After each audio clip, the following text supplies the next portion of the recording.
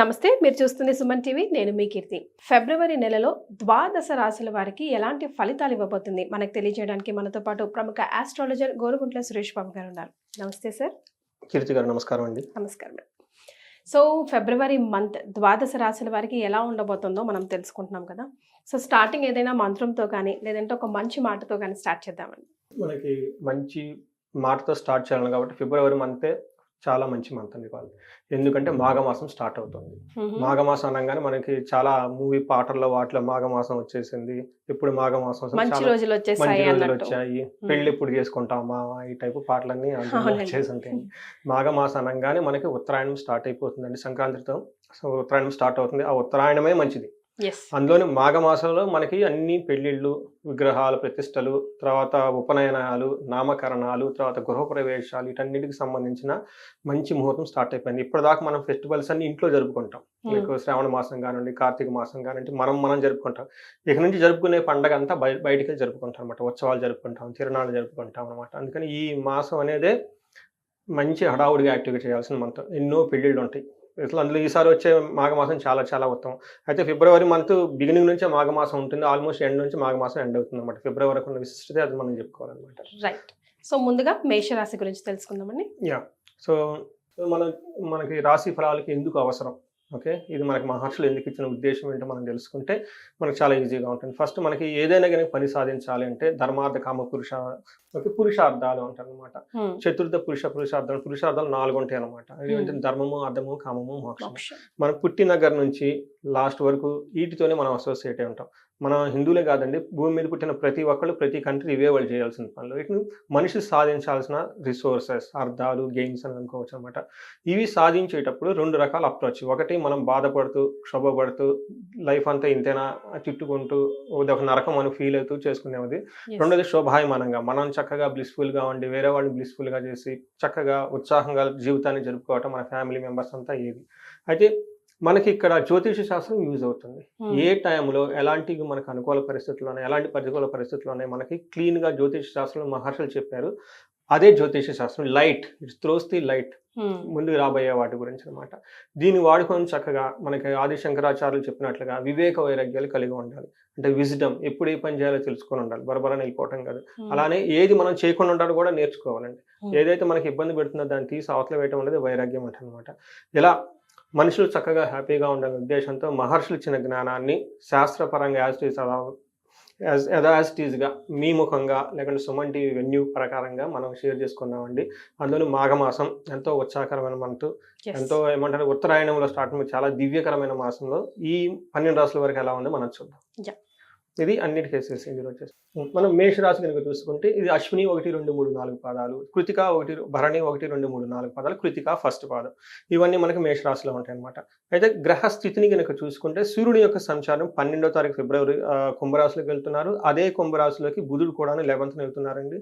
అయితే శుక్రుడు వచ్చేటప్పటికి జనవరి 28వ తారీఖు నుంచి 3 months ఆల్మోస్ట్ వాళ్ళకి మే ఎండ్ వరకు, ఫిబ్రవరి, మార్చి, ఏప్రిల్, మే, మోస్ట్ 4 months వీళ్ళు ఒకే రాశిలో ఉంటున్నారండి. శుక్రుడు మూవ్ అవ్వకుండా, అది కూడా ఉచ్చ స్థానంలో ఉండటం వల్ల అన్ని రాశుల వారికి శుక్రుడు మంచిని తీసుకొస్తారండి ఈసారి.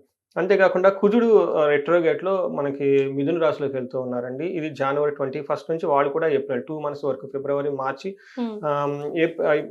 2 months అక్కడే ఉంటారు అనమాట. అంటే కుజ స్తంభన అని మనం చెప్పుకుంటాం. అంటే 2 months ఒంగో గ్రహం, 4 months అక్కడే ఉంటారు అనమాట.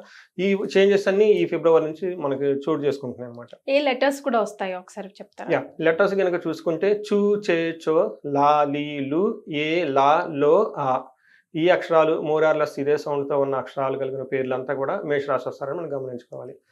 మీరు లాస్ట్ టైం ఒకసారి ఇలానే మర్చిపోతే నన్ను మళ్ళీ లెటర్స్ అడిగారండి. సో ఈ మధ్య స్పెసిఫిక్గా నాకు కాల్స్ డేట్ ఆఫ్ బర్త్ లేని వాళ్ళు కూడాను, ఏమంటే మా పేరు సూర్యనారాయణ, మా పేరు పానకాలరావు, వీటికి ఏది సెట్ చేసుకోవాలో కొంచెం క్లారిటీ చెప్తారని కాల్స్ వస్తున్నాయండి.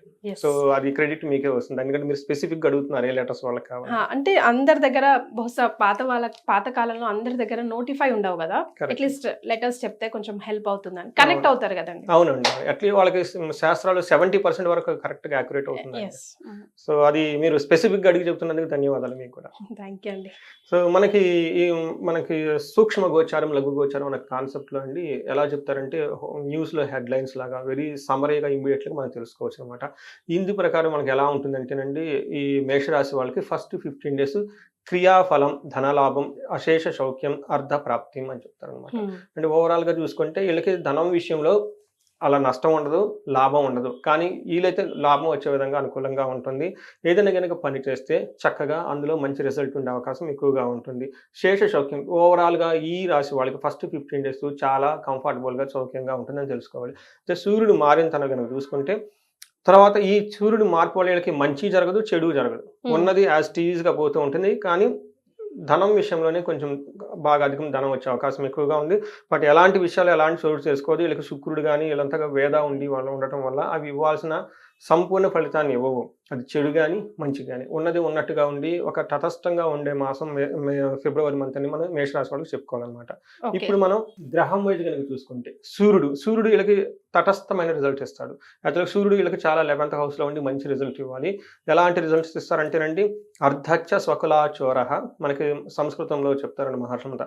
అర్ధచ్చ స్వకులాచారః గృహే నిత్యోత్సవం శుభం నిత్యమాధుర్య భుక్తిచ్చ లాభచ్చ ఏకాదశికే రవి అని చెప్పేసి మనకి సంస్కృతంలో చెప్తుంటారనమాట. జనరల్‌గా వీళ్ళు వచ్చే సంక్రాంతి ఫెస్టివల్ పండగ అనుకుంది. ఆ తర్వాత 15-20 డేస్ కానివ్వండి వాళ్ళకి ఎలా ఉంటుందంటే ఎప్పుడూ నిత్యంగా ఉత్సాహంగా హ్యాపీగా ఉంటారు. తర్వాత పండగకి చాలా చక్కగా ఎంజాయ్ చేసేస్తారు. నిత్యం మాధుర్యంగా మంచి మంచి భోజనం తినే అవకాశం ఎక్కువగా ఉంటుంది. భుక్తి ప్రకారం వచ్చే అవకాశం ఉంటుంది. ధనం ప్రకారంగా చాలా ఎక్కువగా ఉంటుంది. అంత పెద్ద విశేష లాభం అనేది ఏముండదు. కానీ నెగెటివ్ ఎలాంటి విషయాలు చేసుకునే అవకాశం ఉండదు. అలా అని గొప్పగా పెద్దగా పాజిటివ్‌గా ఉండే అవకాశం కూడా ఉండదు. ఒక న్యూట్రల్‌గా తటస్థంగా ఉండే అవకాశం ఎక్కువగా ఉంటుంది. అంటే వీళ్ళు కొంచెం కొన్ని విషయాల్లో కన్‌ఫ్యూజన్‌లో ఉండే స్థితి కూడా ఉంటుంది. ఎందుకంటే 5th హౌస్‌లో ఉండడం వల్ల వాళ్ళు ఏదైనా పెద్ద ప్లానింగులు చేయాలన్నా, ఏదైనా చేసుకున్నా గానీ కొన్ని రోజులు అవాయిడ్ చేసి తర్వాత ప్లాన్ చేసుకుంటే మంచి డైరెక్షన్ వస్తుందండి. అదే వీళ్ళకి కుజుడు కూడాను మంచి చేస్తారు యాక్చువల్‌గా. వీళ్ళకి ఈ మేషరాశి వాళ్ళకి కుజుడు, సూర్యుడు చాలా మంచి చేసి గొప్ప యోగ్యతను కలిగించాల్సిన అవసరం ఉంది. కాకపోతే ఈ వేద ఉండటం వల్ల అంత గొప్పగా వీళ్ళు వాటిని రావాల్సిన రిజల్ట్స్ రాకపోవచ్చు. ఎందుకంటే మనం ఒక సామాన్యంగా ఉండే మంత్రం మనం చెప్పుకోవాలన్నమాట.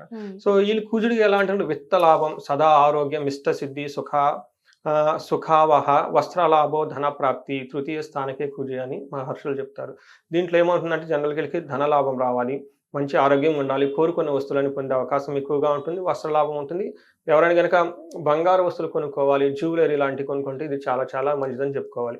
అంతేకాకుండా వీళ్ళు 6th ఆస్పెక్ట్, 10th ఆస్పెక్ట్ ఉండడం వల్ల ధనం ప్రకారంగా బాగుంటుంది. ధనానికి సంబంధించిన ఏ విషయాల్లో కూడా చాలా సక్సెస్‌ఫుల్‌గా చక్కగా హ్యాపీగా ఉంటారు.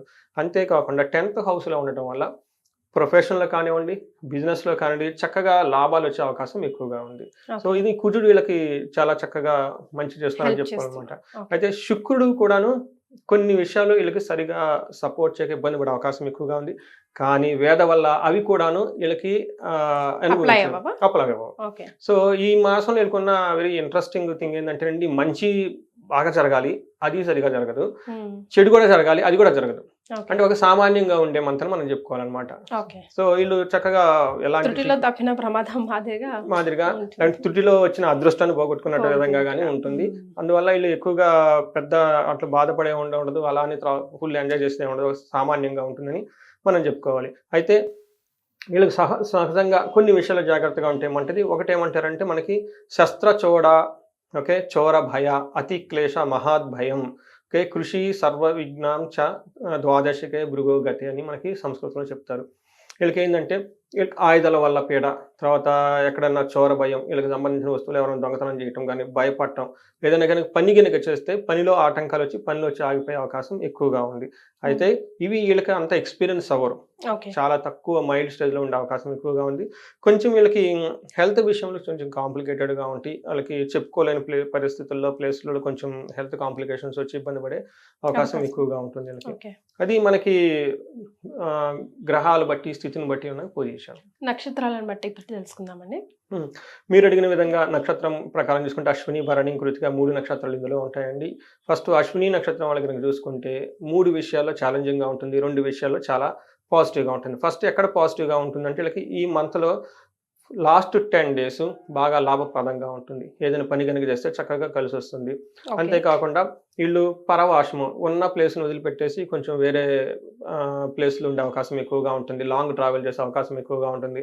ఎవరైనా ఫారిన్ కనుక వెళ్ళాలనుకుంటే ఇది చాలా బాగా కలిసి వస్తుందని చెప్పుకోవాలి. అంతేకాకుండా ఈ మాసం అంతా వీళ్ళకి సౌఖ్యంగా కూడా ఉంటుంది. ఓకే. అయితే ఛాలెంజెస్ ఎక్కడ ఉన్నాయంటే ఒకటి ఫస్ట్ 10 డేస్ కొంచెం హెల్త్ కాంప్లికేషన్స్ ఉండే అవకాశం ఎక్కువగా ఉంది. గొడవలు పడే అవకాశం ఎక్కువగా ఉంటుంది. కలహం ఓకే. అని చెప్తారనమాట. అయితే లాస్ట్‌లో శుక్రుడి వల్ల నాశనం అయ్యే అవకాశం ఎక్కువగా ఉంది. నాశనం అంటే వాళ్ళు ఏదో ఒక పని అవుతుంది. ఇప్పటిదాకా చాలా కష్టపడ్డాం. ఈ టైంలో రిజల్ట్ రావాలి అన్న టైంలో సరైన రిజల్ట్ రాక వీళ్ళు కొంచెం ఫ్రస్ట్రేషన్ ఫీల్ అయ్యి దాన్ని తీసేస్తారు. ఇంక అది మొత్తానికి వదిలేస్తారు. మొత్తం వదిలేస్తారనమాట. హ్మ్. కొలాప్స్ చేసుకొని ముందుకెళ్ళిపోతూ ఉంటారనమాట. ఇది సహజం అండి. జీవితంలో మనం చేసినవి అన్నీ రావు. యెస్. మనకి బ్రహ్మ, విష్ణు, మహేశ్వరుడు చెప్పేది కొన్నిసార్లు వస్తాయి. కొన్నిసార్లు మనం మెయింటైన్ చేయాలి. కొన్నిసార్లు ఎంత మెయింటైన్ చేసినా కాదన్నప్పుడు వదిలేసుకొని ముందుకు పోవాలి కదా! అదే యాక్సెప్ట్ వైరాగ్యం అండ్ అంటే. Move on. Yeah! That is called వైరాగ్యం. ఓకే. ఎంతమంది దగ్గర ఉన్నా మనకు ఉపయోగం లేనప్పుడు ఏం చేసుకుంటామండి? మరి. వాళ్ళకి సరిగ్గా ఉండదు. మనకి సరిగ్గా ఉండదు. అందుకని వదిలేసుకొని పోవటమే. ఇదే నాశనం అన్న టైంలో బ్లిస్‌ఫుల్‌గా ఆలోచించుకొని చక్కగా surrender to God and leave it. So yeah! Plus or minus ఈక్వల్‌గా ఉన్నాయి. అంటే యావరేజ్ మీద వెళ్తూ ఉన్నారు వీళ్ళంతా. కంపారిటివ్‌గా జనవరి మంత్ చూసుకుంటే అయితే బెటర్‌గానే ఉన్నారు కదండీ అవునండి. మేషరాశికి. బావుందండి. రైట్. సో మరి ఏమైనా రెమెడీస్ సూచిస్తారా? సో, రెమెడీస్ అంటే కృతికా నక్షత్రం వాళ్ళకి రాహుకేతుల ఎఫెక్టు, తర్వాత శని యొక్క గ్రహం యొక్క ఎఫెక్ట్ ఎక్కువగా ఉన్నాయండి. వీళ్ళు ఖచ్చితంగా గనక సుబ్రహ్మణ్య ఆరాధన చేస్తే చాలా బాగా కలిసొస్తుంది. ఈళ్ళు గనక ఎళ్ళగలిగితే శ్రీశైలం ఎళ్లి స్పర్శలింగ దర్శనం చేసుకొని, అక్కడ అమ్మవారి దగ్గర చండీ హోమము, చండీ పారాయణ గనక చేయించుకోగలిగితే చాలా శుభంగా ఉంటారు. ఓకే. అశ్విని వాళ్ళకి కొంచెం ఈళ్ళకి హెల్త్ విషయంలో అప్సెట్ అయ్యే అవకాశం ఎక్కువగా ఉంది. వైనాశిక అసలు సూర్యుడి యొక్క ప్రభావం ఎక్కువగా ఉంది కాబట్టి, వీళ్ళు గాయత్రి మంత్రం జపించిన, సూర్యునికి సంబంధించిన ఆరాధన, ఆర్గ్యం చేసినా గానీ, లేదంటే అగ్ని కార్యం చేసి తలబెట్టినా గానీ, లేదంటే ఈళ్ళు మనం ఇంకేం చెప్పుకోవాలంటే ఆదిత్య హృదయ స్తోత్రం. ఎవరైనా గనక ప్రొఫెషన్‌లో కొంచెం వీక్‌గా ఉంటే, వాళ్ళ హ్మ్. బాస్‌తో కొంచెం ప్రాబ్లమాటిక్ ఎవరైనా గనక ఉంటే, ఆదిత్య హృదయ స్తోత్రం గనక చదువుకుంటే, బాస్ ద్వారా మంచి గైడెన్స్ వచ్చేసి సపోర్టివ్‌గా ఉండే అవకాశం ఎక్కువగా ఉంది. ఇంకో విషయం మీరు గమనించుకుంటే ఈళ్ళకి దేహ పీడనం అని చెప్తానండి. అంటే హెల్త్ కాంప్లికేషన్స్ వచ్చే అవకాశం ఎక్కువగా ఉంది. హ్మ్. ఈళ్ళు ఆయుష హోమం గనక చేపించుకోగలిగితే చాలా చక్కగా ఉంటుంది. అంటే వాళ్ళకున్న తీవ్రతను బట్టి. మైల్డ్‌గా అనుకోండి ఇంట్లో అమృత మృత్యుంజయం చదువుకుంటా ఉంటూ మంత్రం పోతూ ఉంటుంది. ఇవి కాకుండా ఇంకా హెల్త్ కాంప్లికేషన్స్ హై సీరియస్ లెవెల్‌లో గనక ఉంటే అమృత మృత్యుంజయ పాశుపత హోమం గనక చేపించుకోగలిగితే వన్ డే పూజ ఉంటుంది. అది గనక చేపించుకోగలిగితే చాలా త్వరగా హెల్త్ కాంప్లికేషన్స్ నుంచి బయటకొచ్చే అవకాశం ఎక్కువగా ఉంటుందండి. ఓకే. సో టెన్షన్ పడాల్సిందేం లేదు. చిన్న చిన్న రెమెడీస్ చేసుకుంటే ఇంకొంచెం బెటర్ లైఫ్‌ని లీడ్ చేయొచ్చంటారు. కరెక్ట్ అండి. ఒక రకం చాలా సేఫ్ అయిన మంత్ అని చెప్పుకోవాలి. రైట్. మన భగవద్గీతలో చెప్తారు చూడండి. సంతోషం వచ్చినప్పుడు పొంగిపోక, దుఃఖం వచ్చినప్పుడు వాళ్ళు కుంగిపోకుండా ఉండాల్సిన మంత్ ఏదంటే ఇది ఈ మంతే.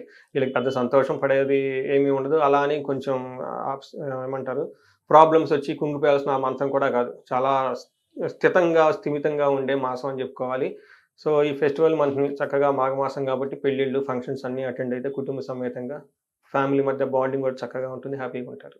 రైట్. చాలా సంతోషం అండి. ధన్యవాదాలు. ధన్యవాదాలండి.